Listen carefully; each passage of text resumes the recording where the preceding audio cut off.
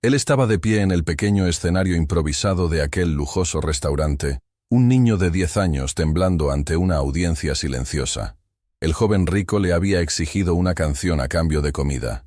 El niño cerró los ojos, pensó en su hermana enferma, y cantó. Y con la primera nota, el mundo se detuvo. El mundo de Lucas, a sus 10 años, tenía el peso de una responsabilidad demasiado grande para sus hombros delgados y el sabor amargo de la impotencia. Su universo era un único cuarto húmedo y mal iluminado en el corazón de un barrio olvidado por Dios. Un espacio que compartía con los dos pilares de su existencia, su madre, Elena, y su hermana pequeña, Sofía. Elena era una mujer cuya belleza se había marchitado prematuramente por la enfermedad y la pena. Una ceguera, producto de una diabetes mal controlada, la había sumido en un mundo de sombras, pero sus manos, ágiles y expertas, no dejaban de trabajar. Pasaba sus días tejiendo cestas de mimbre, sus dedos moviéndose con una memoria ancestral, creando belleza a partir de la nada para ganar las pocas monedas que los mantenían a flote. Sofía, de 6 años, era una pequeña y frágil vela luchando contra un viento implacable. Su risa era como el tintineo de campanillas, pero era interrumpida con demasiada frecuencia por una tos seca y persistente que sacudía su pequeño cuerpo y dejaba una sombra de miedo en los ojos de su madre y de su hermano. Tenía un asma severo, una condición que en otro mundo, con otros recursos, sería manejable. En el suyo, era una sentencia de sufrimiento crónico. Y Lucas era el hombre de la casa, el guerrero. Cada mañana, se levantaba antes que el sol para ir al mercado a cargar cajas, a hacer recados, a buscar entre los desperdicios de los puestos alguna fruta o verdura que aún pudiera aprovecharse. Cada moneda que conseguía era para el alquiler, para la comida y, sobre todo, para los caros inhaladores de Sofía, esos pequeños tubos de plástico que eran la diferencia entre una noche de sueño tranquilo y una de agonía y miedo. Esa tarde, la desesperación tenía un rostro concreto. Lucas estaba en la farmacia del barrio, el único lugar que le fiaba de vez en cuando. Sostenía la receta del nuevo medicamento que el médico de la clínica pública le había recetado a Sofía, un broncodilatador más potente. «Lo siento, Lucas», dijo el farmacéutico, un hombre bueno pero cansado de las deudas.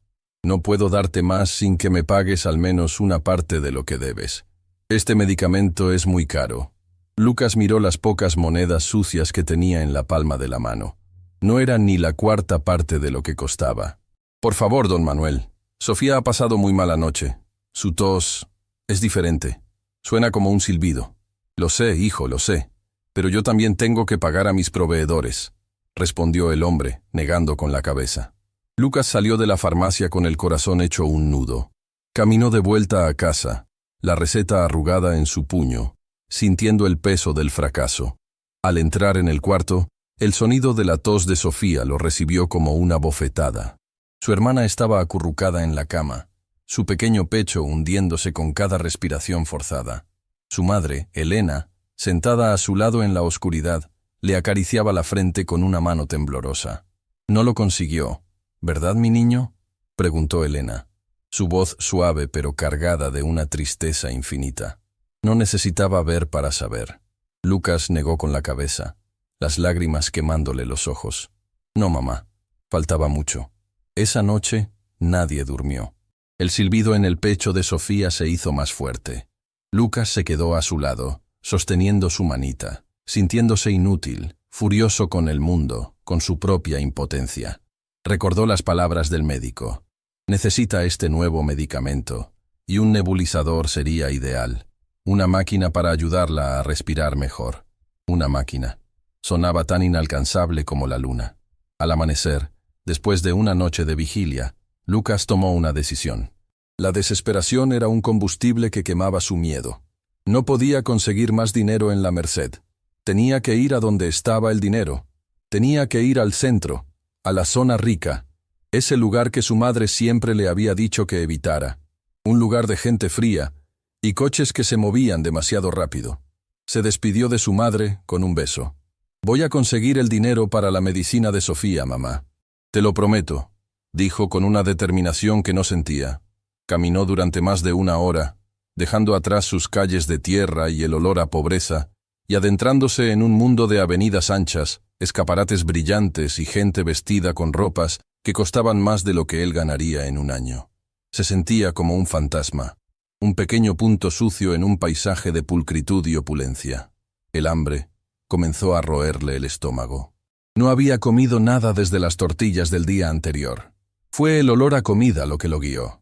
Un aroma delicioso a pan recién horneado, a carne asada, a especias exóticas. Provenía de un restaurante. La Belle Époque. Rezaba un letrero dorado sobre una imponente puerta de madera. A través de los enormes ventanales, veía a gente riendo, brindando con copas de vino, comiendo platos que parecían obras de arte. Lucas se quedó allí, en la acera, hipnotizado por la escena. No se atrevía a pedir. Solo observaba, su estómago vacío protestando con cada carcajada que oía desde el interior. Esperaba, quizás, que un camarero saliera con sobras, que un cliente de corazón blando le diera una moneda al salir. Esperaba un pequeño milagro. Pasó 1 hora. El sol comenzó a ponerse, tiñendo el cielo de naranja. Lucas temblaba, no solo de hambre, sino también de frío.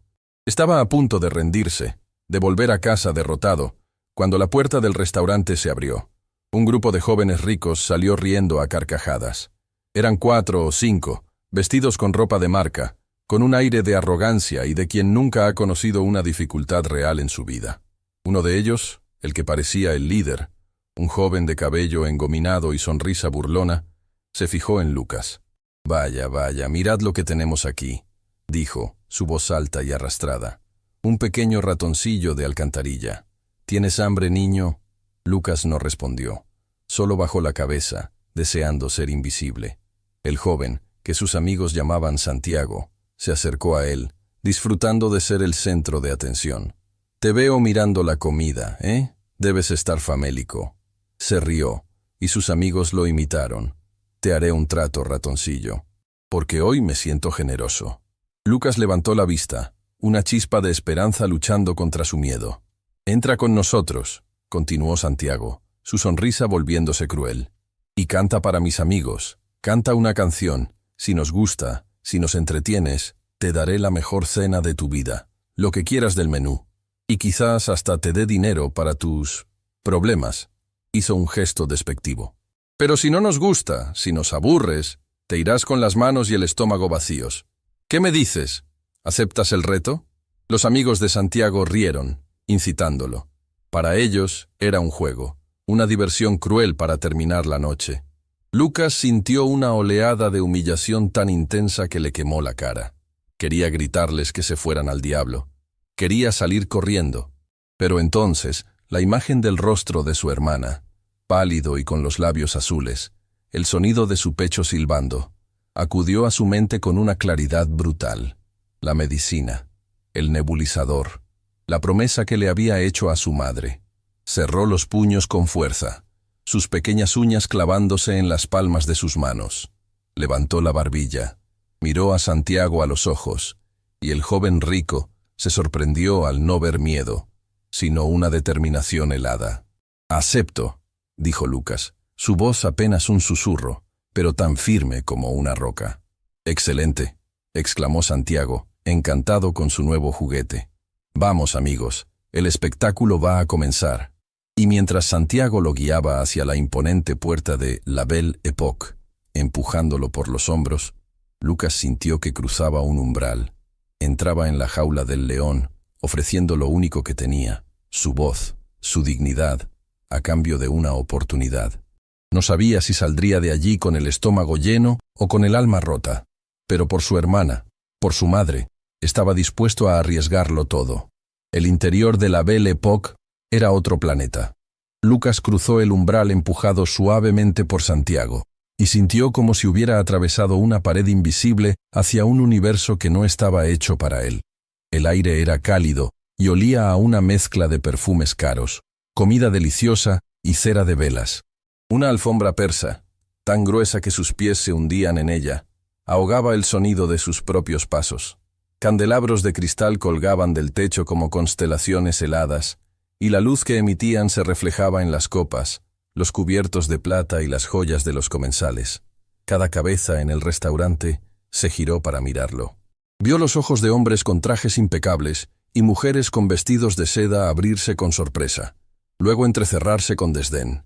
Vio susurros detrás de manos cubiertas de anillos, sonrisas burlonas. Lucas se sintió desnudo, sucio, un bicho raro en una vitrina de lujo. Su primer instinto fue dar media vuelta y huir, volver a la familiaridad de su pobreza, donde al menos era invisible. Pero la mano de Santiago en su hombro era firme, y el recuerdo de la tos de Sofía era más fuerte que su propia humillación. «¡Atención, por favor! ¡Atención a todos!», exclamó Santiago con voz alta y teatral, disfrutando del espectáculo.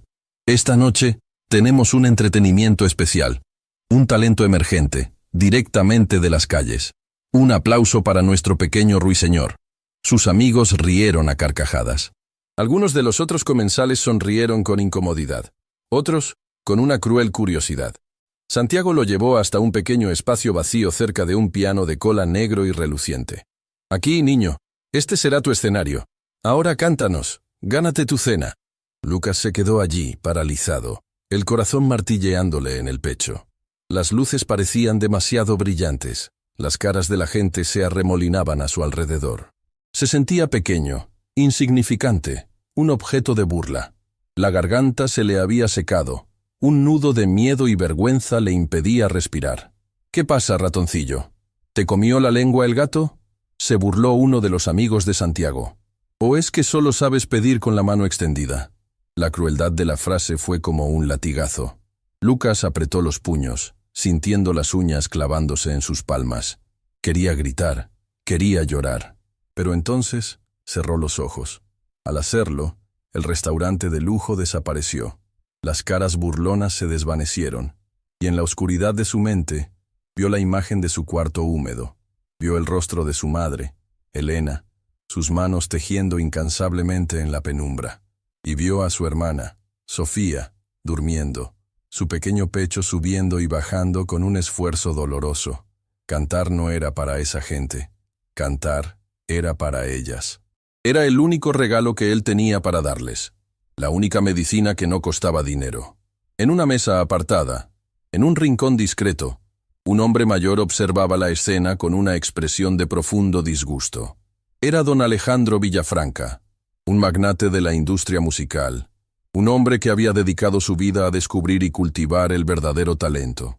Ahora, a sus 70 años, vivía semirretirado, perseguido por la sombra de una tragedia personal. Observar a Santiago y a sus amigos humillar a aquel niño era como echar sal en su herida más profunda. Un recuerdo doloroso lo asaltó. Su propio hijo, David, un joven y brillante pianista, diciéndole con frustración años atrás: «Papá, el arte no es un producto, no es una mercancía, es el alma haciéndose oír». David había muerto joven, en un accidente, dejando a don Alejandro con una fortuna inmensa y un silencio eterno en la sala de música de su casa. Ver a aquel niño, un alma claramente necesitada, siendo tratado como un juguete, como un objeto para el entretenimiento de unos bárbaros ricos, le revolvió el estómago. Se sintió cómplice solo por estar allí, por no hacer nada. Estaba a punto de levantarse y poner fin a esa farsa cruel cuando el niño, que había permanecido en silencio y con los ojos cerrados, respiró hondo. Y entonces cantó. No fue una canción de moda, no fue un éxito de la radio, fue una canción antigua, una nana que se cantaba en los pueblos de las montañas, una melodía que su madre le había enseñado, una canción que hablaba de la luna cuidando a las estrellas y de la promesa de un nuevo amanecer. La voz de Lucas salió, al principio, como un hilo de plata, tímida, temblorosa, pero no había miedo en ella. Había una pureza cristalina, una claridad que cortó el murmullo del restaurante como un cuchillo. Su voz no era la de un niño de 10 años. Era la voz de un alma vieja, una voz que contenía el peso de la responsabilidad, la amargura de la injusticia y, sobre todo, un amor tan inmenso y tan profundo que era casi insoportable. Cantaba con los ojos aún cerrados, sus manitas hechas puños a los costados, su cuerpo menudo vibrando con la emoción de la melodía. Cada nota era perfecta, cargada de un sentimiento que ningún conservatorio podía enseñar. Su voz se elevó, llenando cada rincón de la sala, y con ella, el silencio comenzó a extenderse. Primero fueron los amigos de Santiago. Sus risas se ahogaron en sus gargantas, sus sonrisas burlonas se congelaron en sus rostros, reemplazadas por una expresión de pura estupefacción. Santiago lo miraba con la boca ligeramente abierta, incapaz de procesar lo que estaba oyendo. Luego, el silencio se contagió al resto de las mesas. Las conversaciones se detuvieron a media frase. Los tenedores y cuchillos quedaron suspendidos en el aire. Los camareros, que se movían con la eficiencia silenciosa de los profesionales, se quedaron paralizados en medio del salón, las bandejas en sus manos olvidadas. El restaurante entero, ese templo del lujo y la indiferencia, quedó sumido en un silencio absoluto, reverente. El único sonido era la voz de Lucas, una voz que parecía venir de otro mundo, un mundo de verdad y de dolor, un mundo que ninguno de los presentes conocía. La gente escuchaba, cautivada. Una mujer de mediana edad, cubierta de diamantes, se llevó un pañuelo a los ojos para secar una lágrima furtiva. Un hombre de negocios de aspecto rudo bajó la mirada, visiblemente conmovido. Don Alejandro, en su rincón, sentía escalofríos recorrerle la espalda. La voz de aquel niño era un milagro. Era la encarnación de la belleza pura naciendo en el lugar más improbable. Era un reproche a su propio mundo de arte fabricado y de emociones envasadas. Lucas cantó la última estrofa, su voz descendiendo hasta convertirse en un susurro que flotó en el aire antes de desvanecerse por completo. Y entonces, el silencio fue aún más profundo. Un silencio pesado, cargado de la emoción que había dejado la canción. Nadie se atrevía a moverse, a respirar. Lucas abrió los ojos lentamente, como si despertara de un trance. Vio los rostros de todos fijos en él, y el miedo volvió. ¿Lo habrían odiado? ¿Se habrían burlado de su canción triste? El silencio se rompió, no con un aplauso general, sino con el sonido de dos manos golpeando una contra la otra. Lento, rítmico, deliberado. Era don Alejandro. Se había puesto de pie y aplaudía, mirando a Lucas con una intensidad que traspasaba la sala. Sus ojos estaban llenos de lágrimas, pero también de una admiración y una determinación feroces. Su aplauso solitario fue como una señal.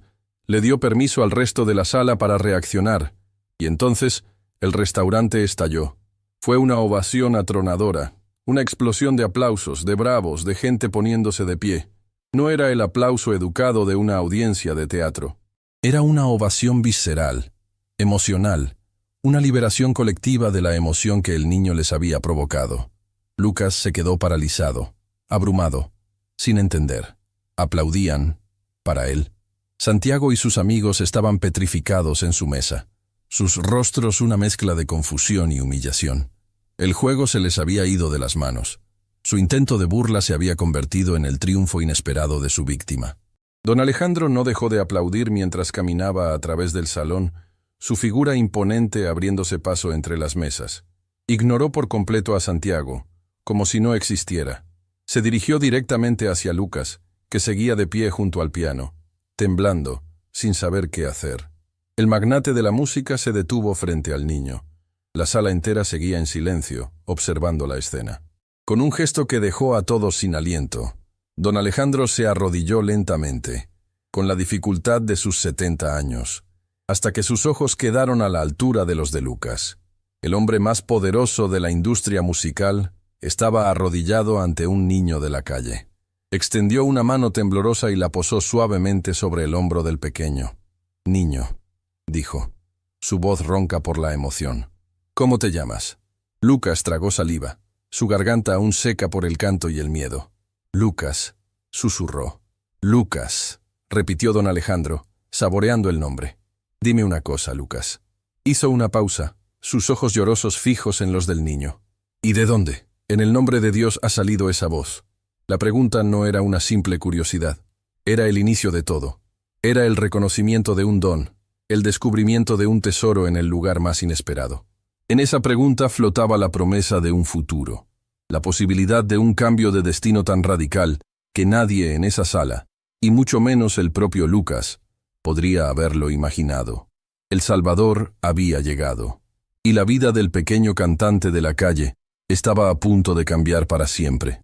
La pregunta de don Alejandro, ¿y de dónde, en el nombre de Dios, ha salido esa voz?, quedó suspendida en el aire, cargado de emoción del restaurante. Lucas, todavía temblando, no supo qué responder.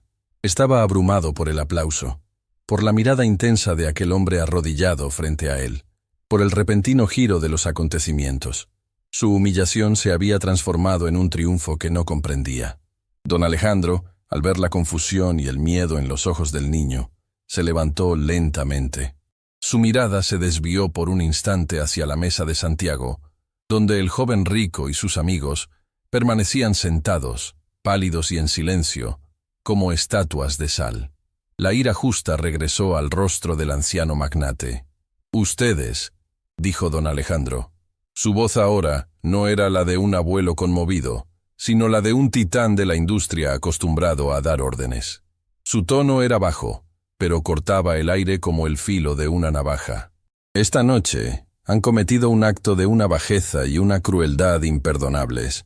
Han intentado pisotear la dignidad de un niño para su propio entretenimiento.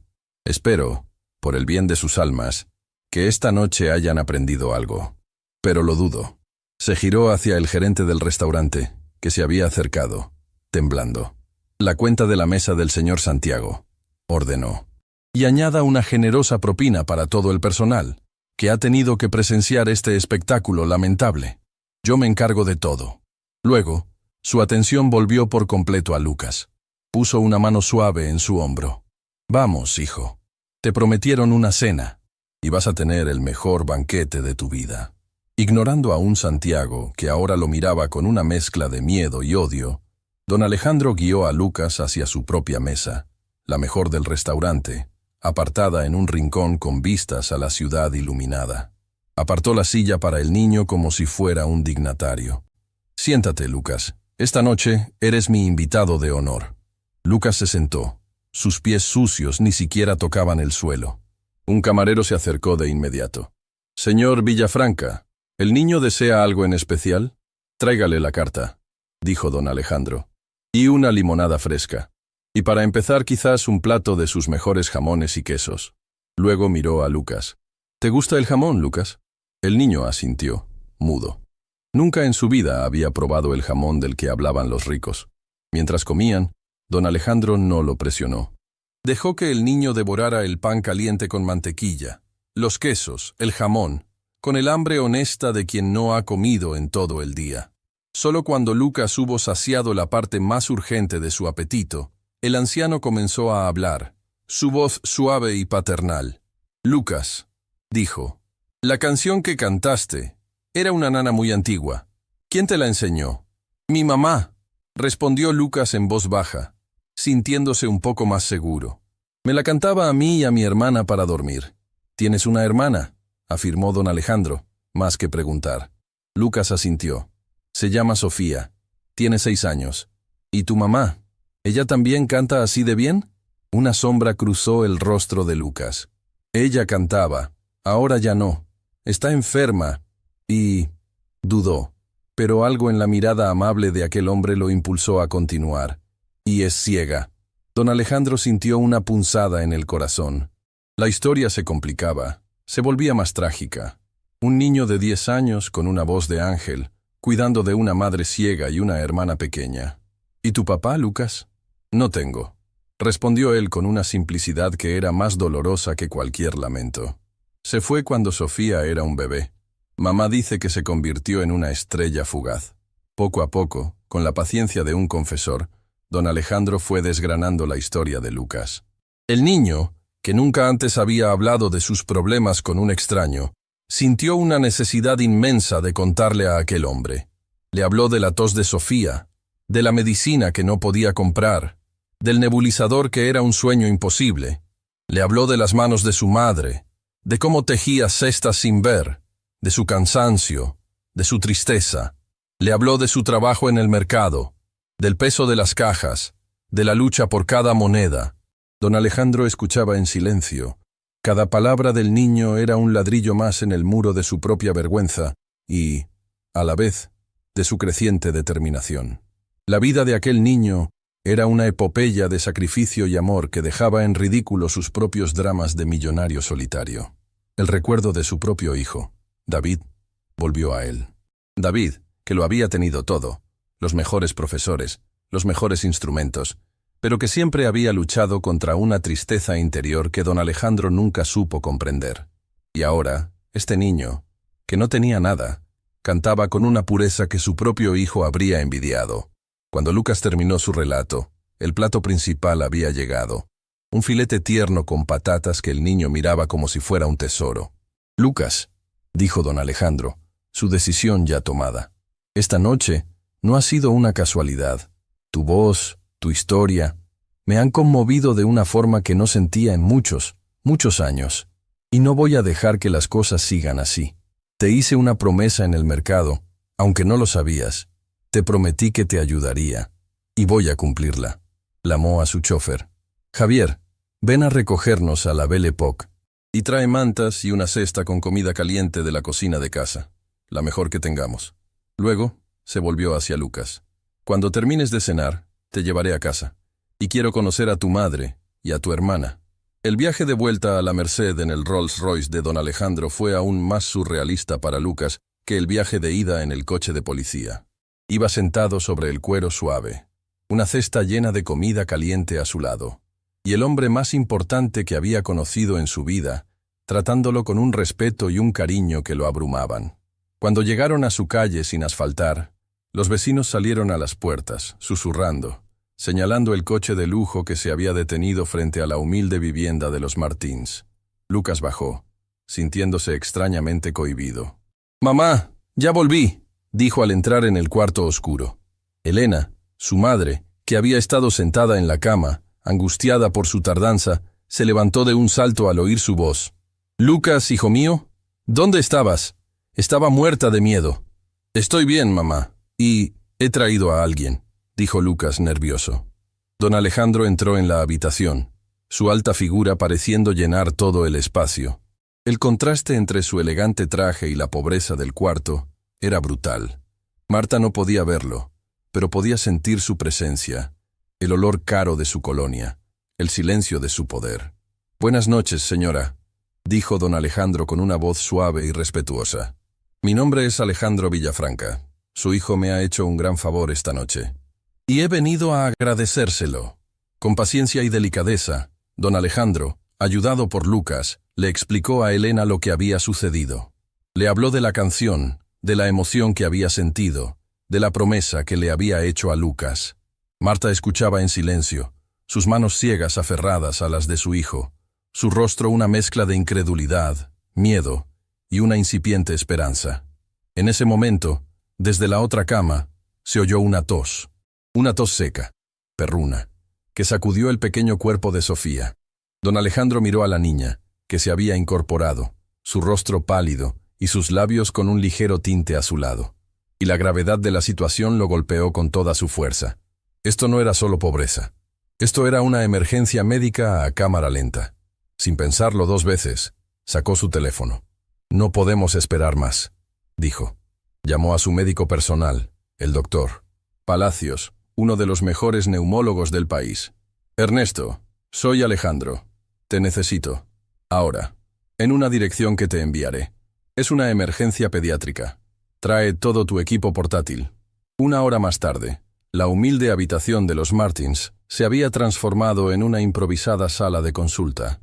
El doctor Palacios, un hombre acostumbrado a las clínicas de lujo, examinaba a Sofía con una profesionalidad impecable, su rostro cada vez más serio. Usó su estetoscopio, un oxímetro, una pequeña máquina de espirometría. Mientras esperaba el diagnóstico, don Alejandro observaba a la familia. Vio la dignidad de Elena, su amor feroz por sus hijos. Vio la valentía de Lucas, su mirada fija en el médico, asumiendo el papel de protector. Y vio la fragilidad de Sofía, la pequeña luchadora, y supo que su decisión no tenía vuelta atrás. Estaba involucrado hasta el alma. Finalmente, el doctor Palacios se levantó y llamó a don Alejandro a un rincón. Alejandro, la situación es más grave de lo que parece, dijo en voz baja. Esto no es un simple asma mal controlado. Por los síntomas, la cianosis en los labios, el sonido de sus pulmones, sospecho que es algo más. Algo congénito. ¿Congénito? ¿Qué quieres decir?, preguntó don Alejandro, el miedo apoderándose de él. Podría ser fibrosis quística en una etapa avanzada, o una malformación cardíaca que está afectando a sus pulmones. La clínica pública, con sus recursos limitados, probablemente lo ha estado tratando como asma, pero es mucho más complejo. Ha estado recibiendo el tratamiento equivocado durante años. El médico lo miró a los ojos. Necesita ser hospitalizada inmediatamente para hacerle un diagnóstico completo. Necesita pruebas genéticas, una tomografía de tórax, y si mis sospechas son ciertas, necesitará una cirugía muy compleja y un tratamiento de por vida. La verdad impactante cayó sobre don Alejandro como una sentencia. La voz de Lucas, que cantaba para conseguir un medicamento para la tos, ahora resonaba en su cabeza con un nuevo y trágico significado. El niño no solo luchaba contra la pobreza, luchaba contra el tiempo. El doctor se acercó a Elena y con una delicadeza infinita comenzó a explicarle la situación. Le habló de la necesidad de llevar a Sofía al hospital, de las pruebas, de las posibilidades. Elena escuchaba, su rostro ciego bañado en lágrimas silenciosas. «¿Y ese tratamiento, cuesta mucho dinero, verdad, doctor?», preguntó, su voz temblorosa. El doctor. Palacios miró a don Alejandro. Fue el anciano magnate quien respondió. Se acercó y puso una mano sobre el hombro de Elena. «Señora», dijo con una voz firme y llena de una nueva autoridad. La autoridad del que ha encontrado su propósito. A partir de este momento, el dinero no volverá a ser un problema para esta familia nunca más. Yo me haré cargo de todo.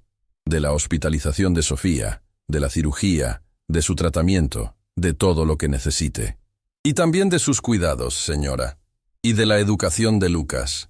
Miró a Lucas, que lo observaba con los ojos muy abiertos, procesando la magnitud de lo que estaba ocurriendo. Salvaste una vida esta noche, Lucas. Con tu voz. Ahora déjame a mí salvarla de tu hermana. La promesa estaba hecha. El pacto estaba sellado. El niño que había cantado para ganarse la cena había conseguido mucho más. Había conseguido un ángel de la guarda. Pero el camino que tenían por delante estaba lleno de incertidumbre. La batalla por la vida de Sofía apenas comenzaba, y pondría a prueba la fortaleza de todos ellos.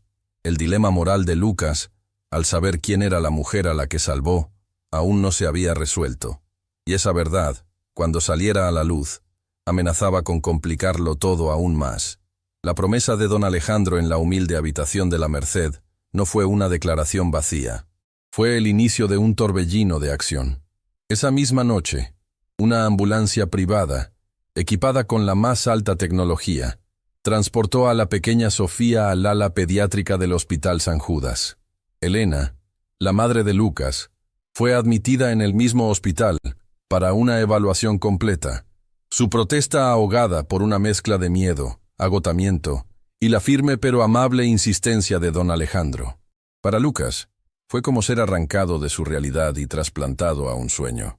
Dejó su cuarto húmedo y oscuro, y de repente se encontró en un mundo de sábanas blancas y almidonadas, de pasillos silenciosos y del olor antiséptico de la esperanza cara. Don Alejandro les había conseguido un pequeño apartamento dentro del complejo residencial del hospital, un lugar destinado a las familias de pacientes de larga duración. Tenía una cama de verdad para él, una cocina pequeña pero reluciente, y una ventana que, en lugar de dar a un muro de ladrillos, mostraba una vista de los cuidados jardines del hospital. Los primeros días fueron un desenfoque de batas blancas, pruebas médicas y conversaciones en voz baja.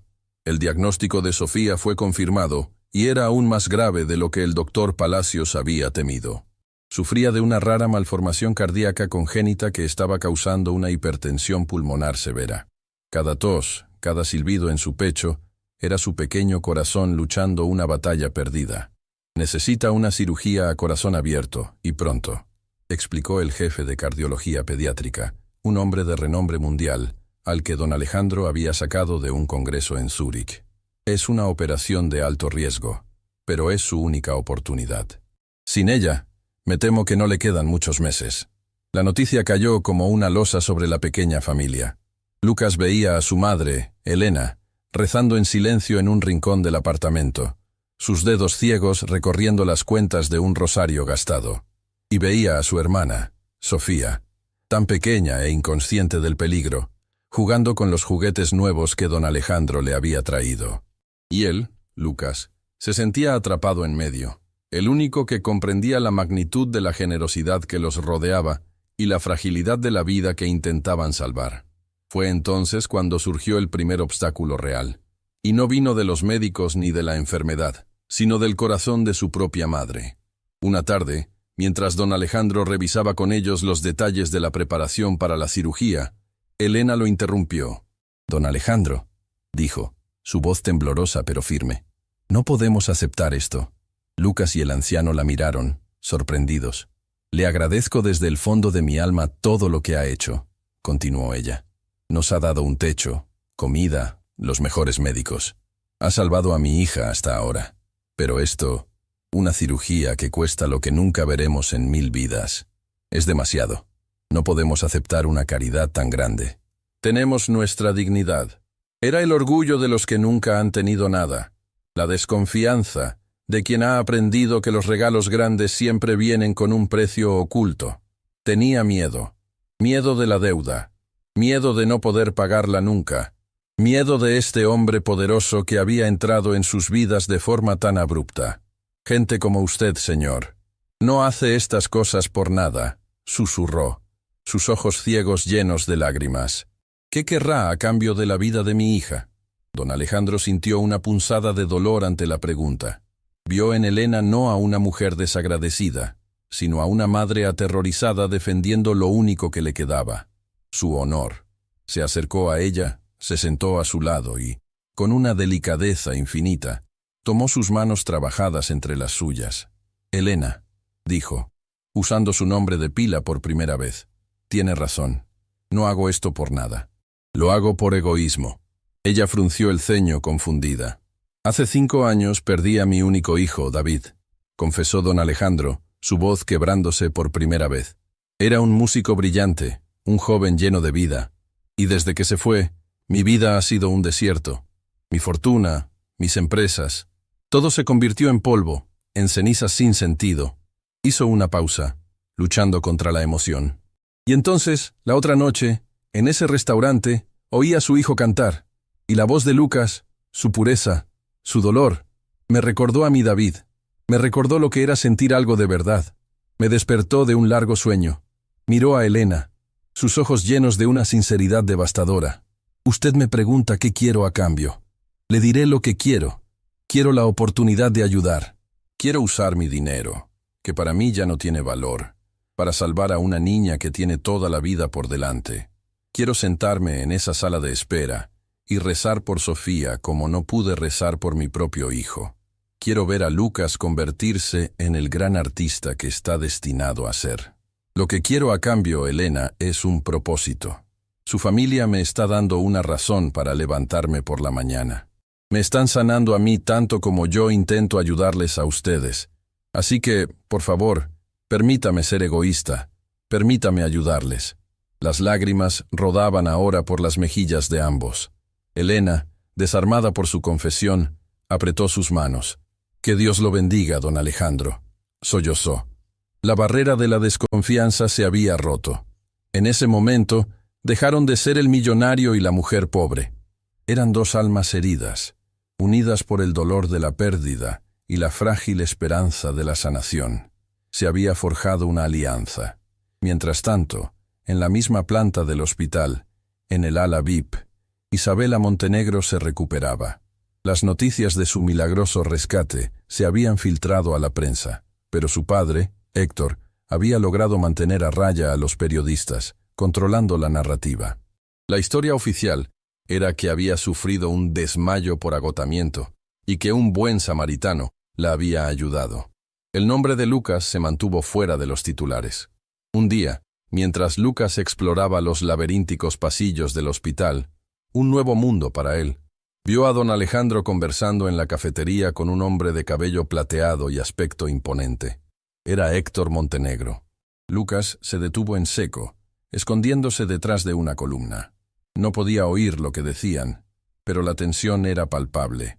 Los conocía de los círculos de poder, de eventos de caridad donde ambos se movían como tiburones en un acuario.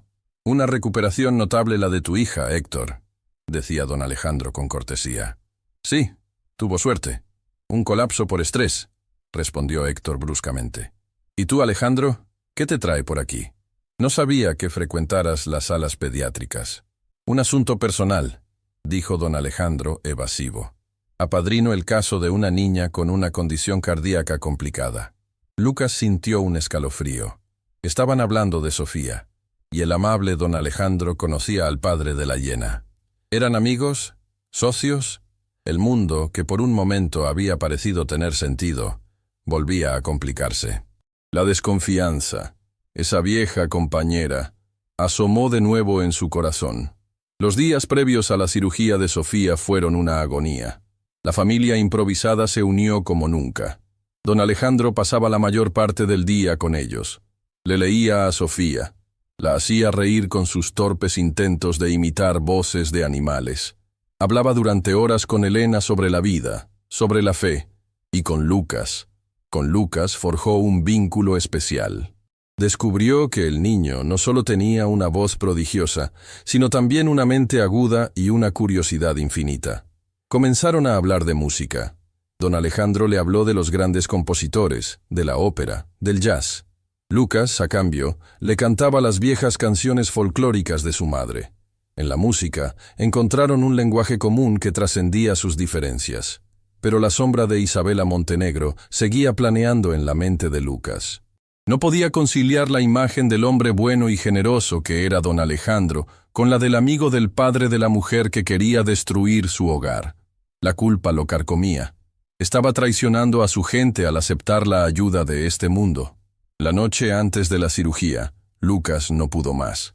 Mientras don Alejandro arropaba a Sofía en su cama de hospital, Lucas lo esperó en el pasillo.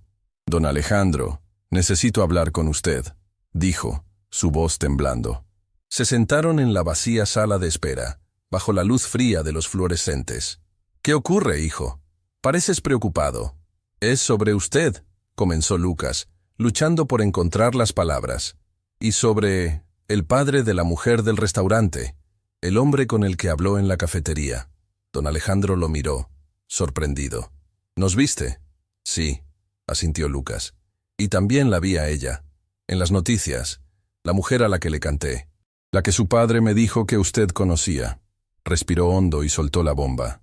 «Ella es Isabela Montenegro, la que quiere demoler la Merced, nuestro barrio, nuestra casa». Don Alejandro se quedó en silencio, procesando la información. Vio el dolor, la confusión y la acusación en los ojos del niño, y entendió la magnitud de su conflicto. «Sí, Lucas, la conozco», admitió finalmente. «O, al menos, conozco a su familia. El mundo de los negocios es pequeño y a menudo desagradable». Se inclinó hacia el niño, su voz seria y llena de una empatía profunda. «Y sé lo que ella está haciendo en tu barrio. Es una injusticia. Es cruel.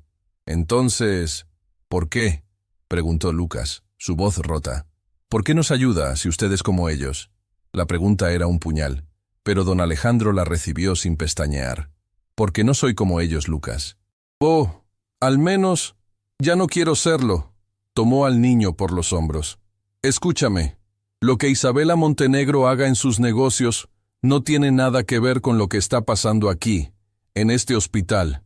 Aquí no hay ricos ni pobres, no hay enemigos.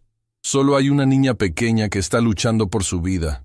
Y estamos todos en el mismo equipo, el de Sofía».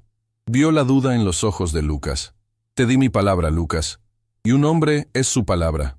Dije que iba a cuidar de tu familia, y eso significa protegeros, de la enfermedad, de la pobreza, y si es necesario», dijo, su mirada endureciéndose, «protegeros también de gente como Isabela Montenegro. Somos un equipo ahora.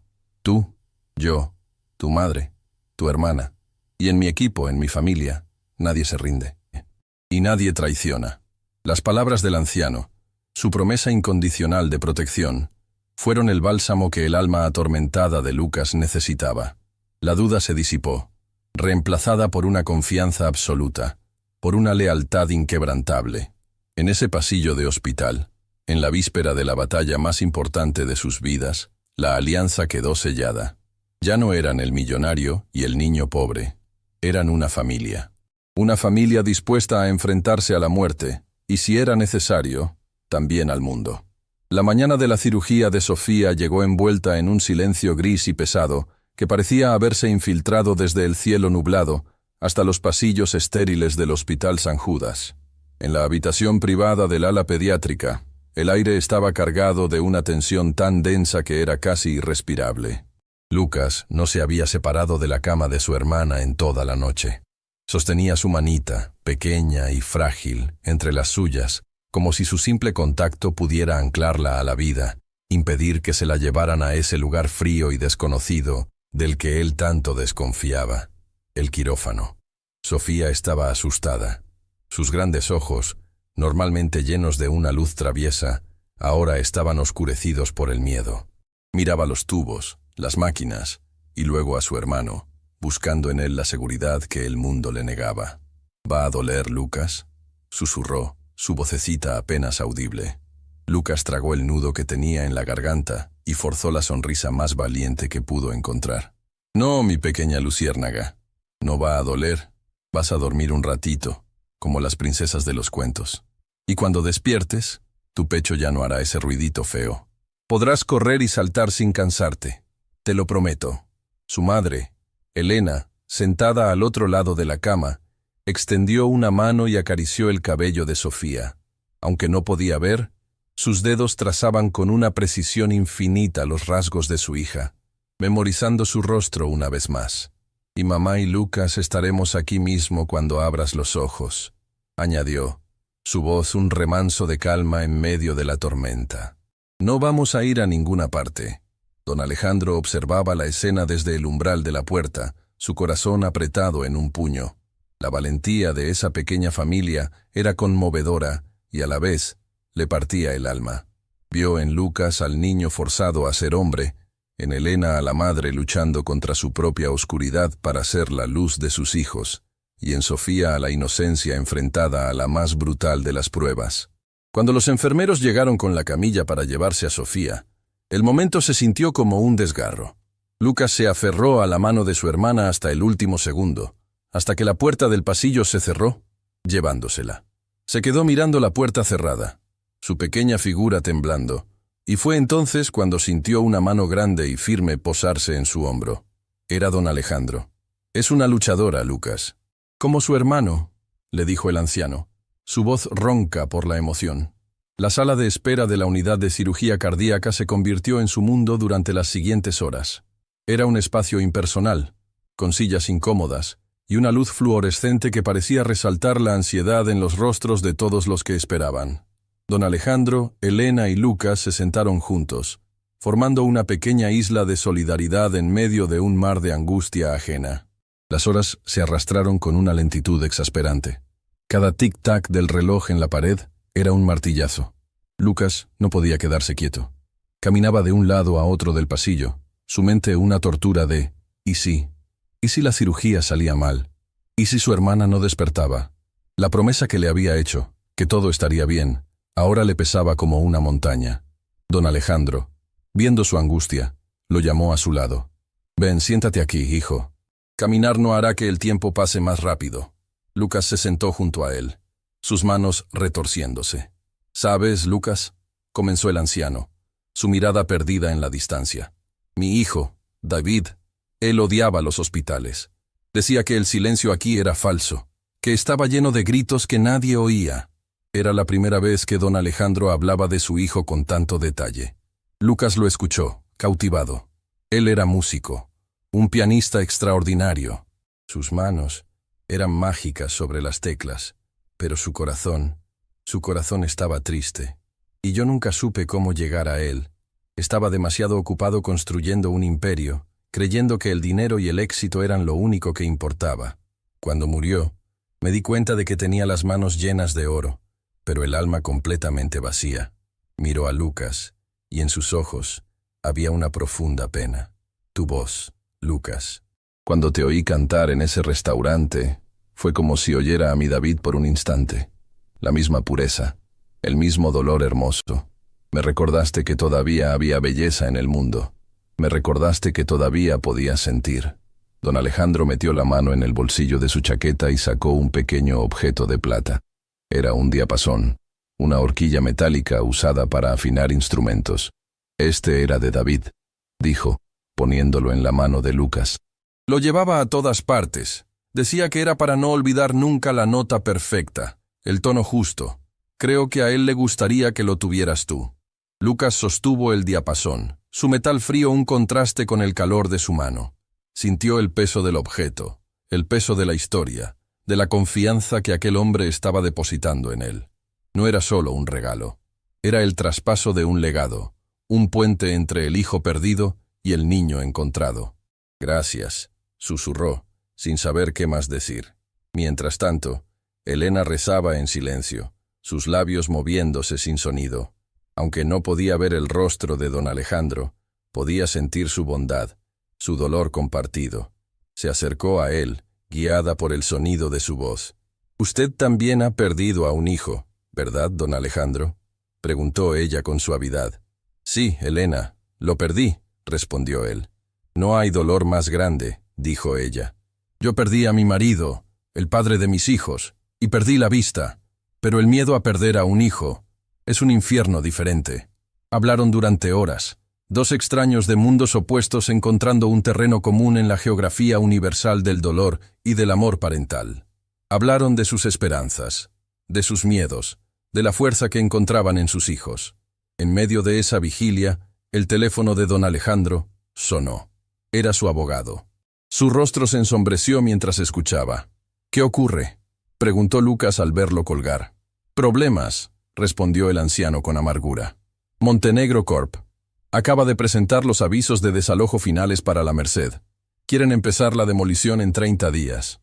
La noticia fue como un golpe en el estómago para Lucas, incluso en medio de su angustia por Sofía. La hiena no descansaba. Ni siquiera la vida de una niña en un quirófano detenía la maquinaria de su codicia. «No te preocupes por eso ahora, Lucas», dijo don Alejandro, al ver la expresión de desesperación del niño. «He puesto a mis abogados a trabajar en ello. Intentaremos retrasarlo, lucharemos. Pero hoy, en este momento, solo importa una cosa: Sofía. Ya nos ocuparemos de los monstruos de fuera cuando hayamos vencido al de dentro». Sus palabras, su promesa de luchar en todos los frentes, calmaron un poco el corazón de Lucas. En ese momento, confió en él plenamente.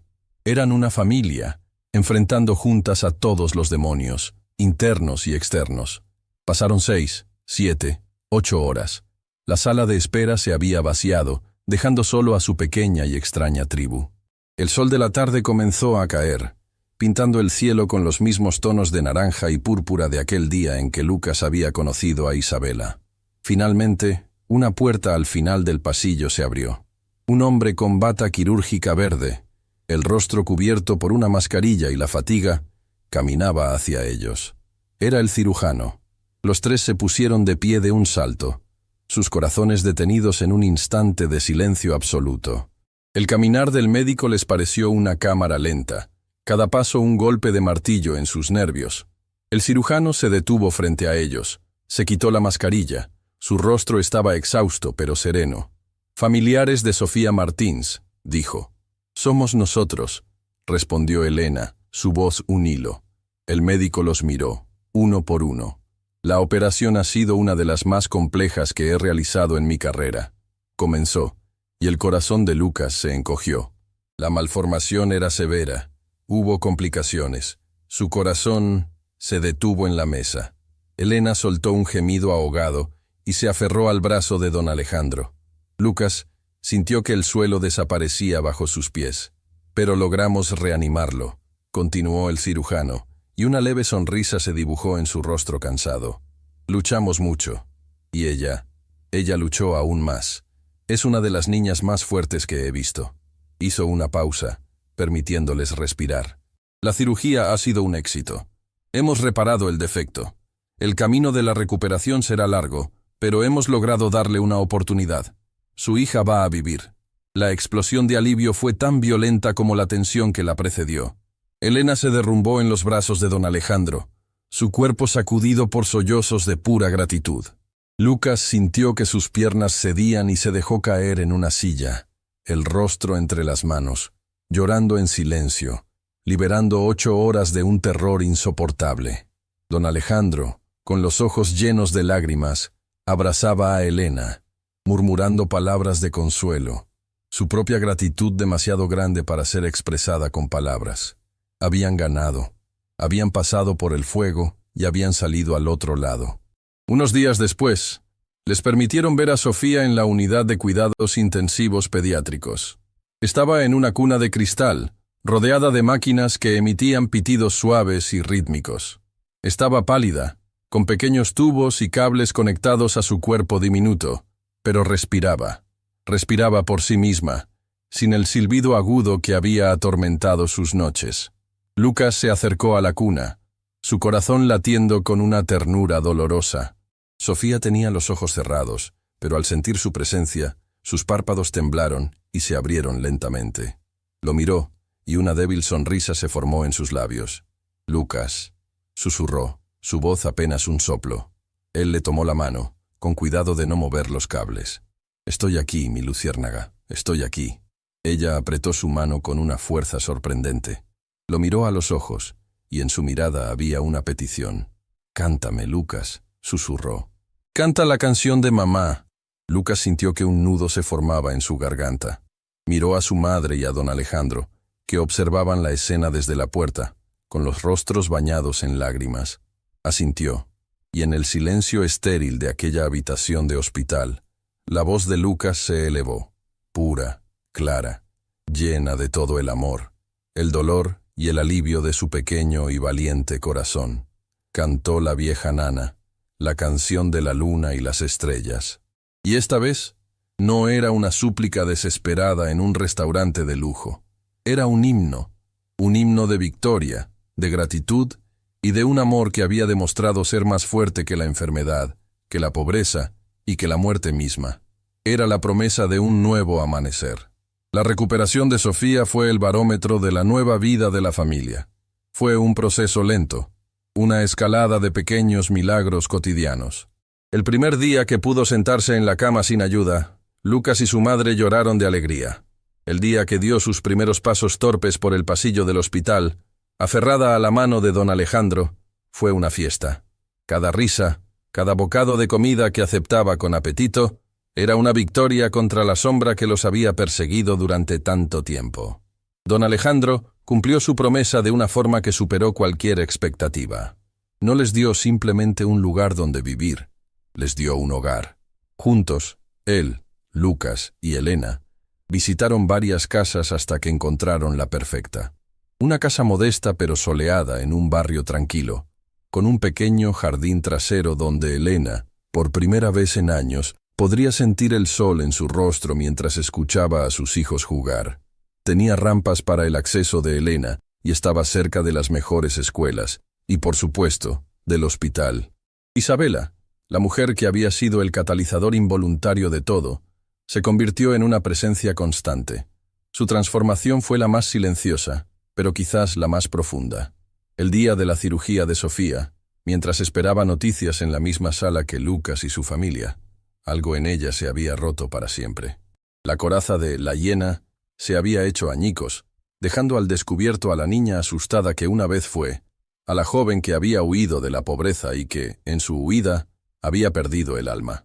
Comenzó a visitar a Lucas y a su familia en el hospital, y luego en su nueva casa.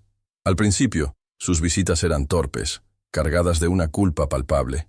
Traía regalos caros para los niños, cestas de comida para Elena. Pero poco a poco, aprendió que lo que esa familia valoraba no eran sus regalos, sino su presencia. Empezó a sentarse con Elena, a escuchar sus historias, a leerle el periódico. Y con Lucas forjó el vínculo más inesperado de todos. Él, al principio, la trataba con una frialdad educada. No podía olvidar que ella era la mujer que quería destruir su hogar, pero no podía negar que sin ella, su hermana estaría muerta. Su corazón de niño estaba atrapado en esa paradoja. Fue Isabela quien dio el primer paso hacia la verdadera reconciliación. Una tarde, sentada en el pequeño jardín de la nueva casa de Lucas, le confesó su propia historia. Le habló de su infancia en un barrio muy parecido a La Merced, de la humillación, del hambre, del juramento que se hizo a sí misma de que nunca más sería débil. «Me convertí en todo lo que odiaba Lucas», le dijo, sus ojos llenos de lágrimas. «Creí que construyendo muros de dinero y poder estaría a salvo de mi pasado, pero lo único que logré fue encerrarme en una prisión de soledad. Tú, con tu canción, con tu coraje, tú derribaste esos muros, me mostraste lo pobre que era en realidad». Lucas la escuchó, y por primera vez vio más allá de la hiena. Vio a una mujer herida, a otra superviviente. Y su corazón, entrenado en la compasión por su madre, comenzó a entender. No la perdonó en ese instante, pero comenzó a comprenderla. La batalla por La Merced seguía en los tribunales. Don Alejandro había contratado a un equipo de abogados que había logrado paralizar temporalmente los desalojos. Pero la victoria final parecía lejana. Montenegro Corp, liderada por el implacable Héctor, luchaba con uñas y dientes. El clímax de esa batalla no ocurrió en un juzgado, sino en una sala de juntas. Isabela había convocado una reunión de emergencia. Frente a su padre y a los directivos, anunció su decisión. «Retiro el proyecto de La Merced», dijo con una voz firme que ya no era fría, sino llena de una nueva convicción.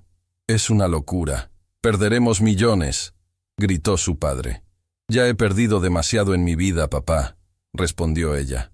«He perdido mi alma. Es hora de empezar a recuperarla». Miró a los directivos. «Y no solo lo retiro.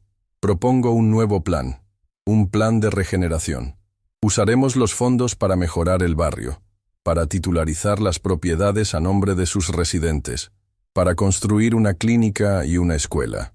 Montenegro Corp va a devolverle a esa comunidad la dignidad que intentamos quitarle. Fue su obra maestra, su acto de redención. Usó su inteligencia y su poder no para demoler, sino para construir. El proyecto de La Merced se convirtió en un modelo de responsabilidad social, e Isabela, antes la hiena, comenzó a ser vista como una visionaria. Mientras tanto, la vida de Lucas se transformaba. Con la salud de su madre y su hermana aseguradas, y con el apoyo de don Alejandro, pudo por fin dedicarse a su propio don. Don Alejandro, en honor a su hijo David, creó una pequeña fundación musical para niños con talento y sin recursos. Lucas fue el primer y más brillante becado. Recibió clases de los mejores profesores de canto. Aprendió a leer música, estudió teoría. Su voz, antes un diamante en bruto, fue pulida hasta convertirse en una joya de un brillo deslumbrante.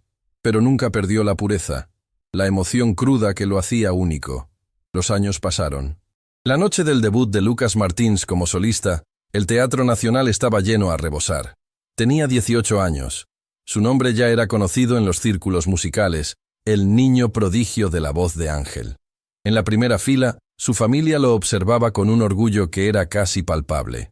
Elena, su madre, elegante en un vestido que Isabela le había regalado, escuchaba con una sonrisa radiante, sus oídos ciegos viendo más belleza que nadie en esa sala. Sofía, su hermana, ahora una adolescente sana y llena de vida, lo miraba con una adoración infinita.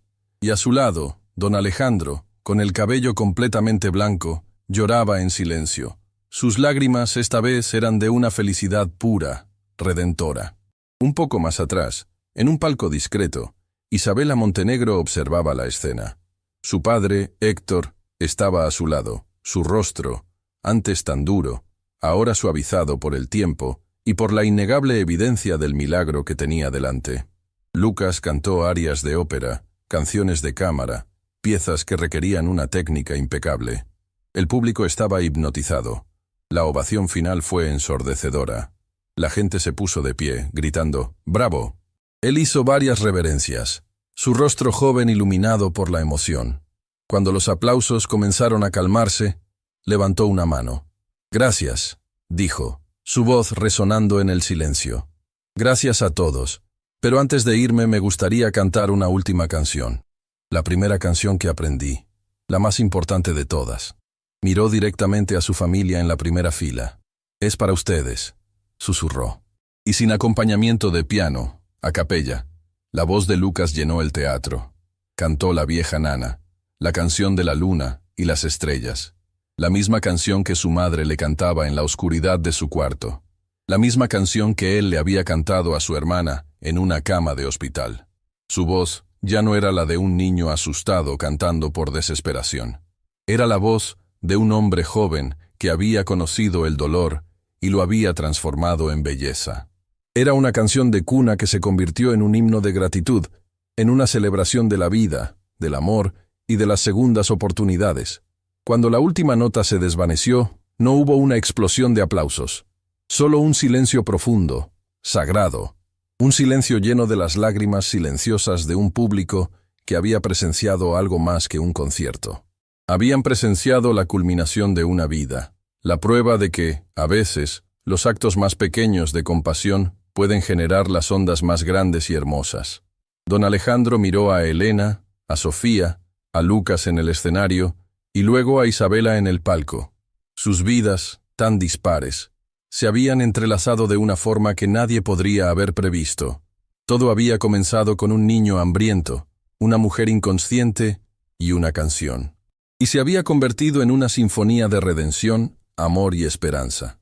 El niño pobre que había salvado una vida, había terminado, sin saberlo, salvando a todos, incluido a sí mismo. Y esa, se dio cuenta don Alejandro, era la música más hermosa del mundo.